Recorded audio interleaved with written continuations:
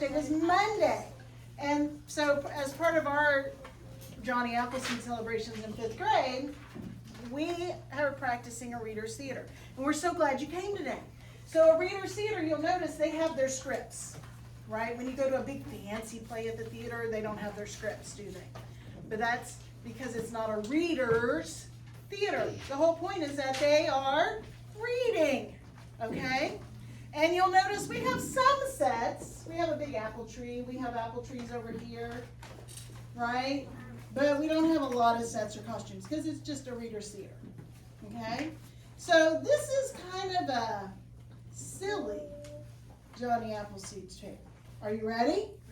Okay. Emma? Johnny Watermelonseed Saves the Harvest by T.P. Jagger. One fall morning in Indiana, while Johnny Appleseed rested in the shade of an apple tree he planted, a storm-black crow settled on Johnny's cooking pot hat and started calling. Now, most folks can't speak crow, but Johnny Appleseed wasn't like most folks. Johnny knew exactly what the crow was saying. Frost is coming! Frost is coming! Johnny's eyes widened. It's not even October. The apple harvest will be ruined. Grand Frost around midnight. Frost is coming! The crow lifted into the air and gave one final call as it headed south. Watermelon! Johnny didn't have any time to ponder what watermelon had to do with saving the apple harvest. He grabbed his sack of apple seeds and dashed off, crying a warning to everyone he saw. The Grand Frost of Ohio is coming this way. We got until midnight to pick every apple from every tree in the orchard in Indiana. Well, Johnny and the farmers picked, they pulled, they plucked. It looked like they might pull off an apple-picking miracle until... Thump! Farmer Franklin was the first to collapse. Thump! Farmer Jones followed an hour later. Thumpity bump bump! Then came farmers Mayfield, Marshall Mayfield, and Richard. By dinner time, the orchards were full of abandoned bushel baskets and exhausted farmers. Johnny Appleseed was the only apple picker left standing in all of Indiana. By sunset, a wintry chill crept into the late September air. The farmers were too tired to lend a hand. All they could do was cheer as Johnny Appleseed swirled through Indiana like an apple-picking tornado.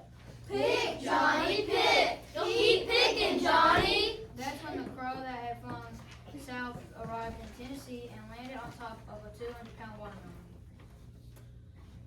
Now that watermelon may have been big, but the man holding it was bigger. It was another Johnny. Johnny Watermelonseed! Not many folks have ever heard of this Johnny, but they should have. This Johnny was so strong he could carry a 200-pound watermelon in each hand while he had another tucked under each arm. This Johnny had so much pepper power he could soak the seeds from a watermelon without even cutting it open. And once when Big Mike Pink challenged him to a spitting contest, this Johnny stood in Tennessee and gobbed at watermelon seeds so fast and far that it knocked the wing off a mosquito in Texas. But most importantly, other than Johnny Appleseed, this Johnny was the only man alive who understood crow.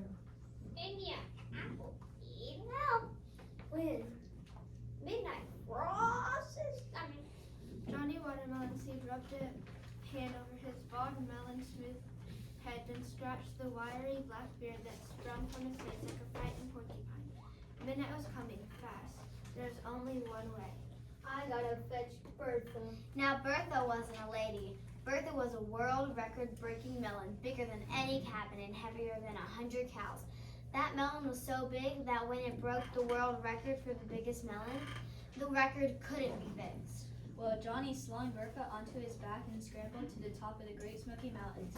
From there, when he squinted his eyes just right, he could see the apples hanging from the trees in Indiana. He could also see the Grand Frost of Ohio charging in quicker than a pouncing panther. Johnny stuck his lips against Bertha's great side and started to suck. Swift as a jackrabbit, Johnny's cheeks bulged with seeds. Then he started spitting. Two, two, two. Watermelon seeds rising from Johnny's puckered lips. Those seeds shot right over Kentucky and... Chop! The seeds cut through the stems of the apples, dropping the fruit straight into the farmer's abandoned bin. he could figure things out. It's Johnny Watermelonseed. We're gonna need more baskets. The tired farmers rolled themselves up from their bed.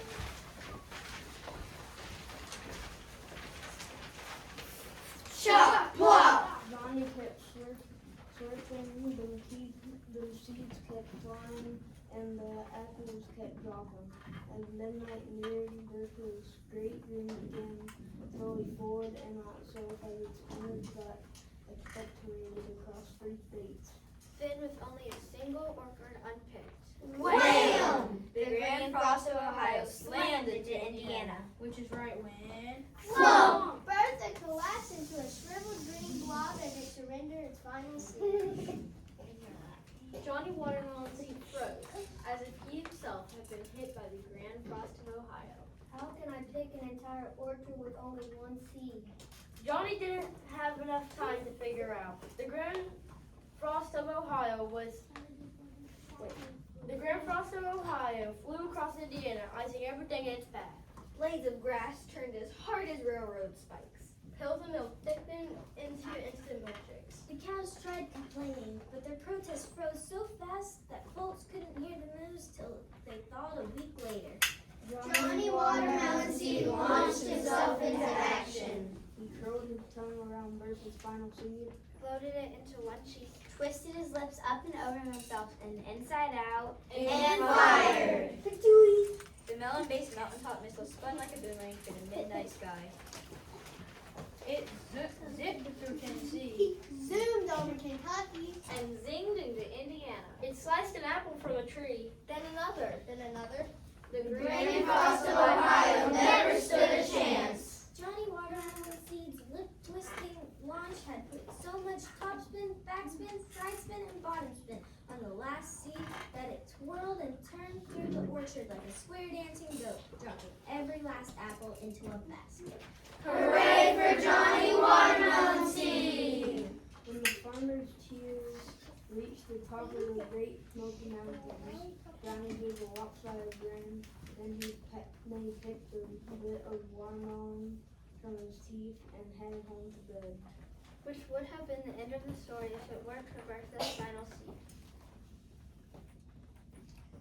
That seed shifted and shimmied and shot all the way into space until it planted itself on the moon.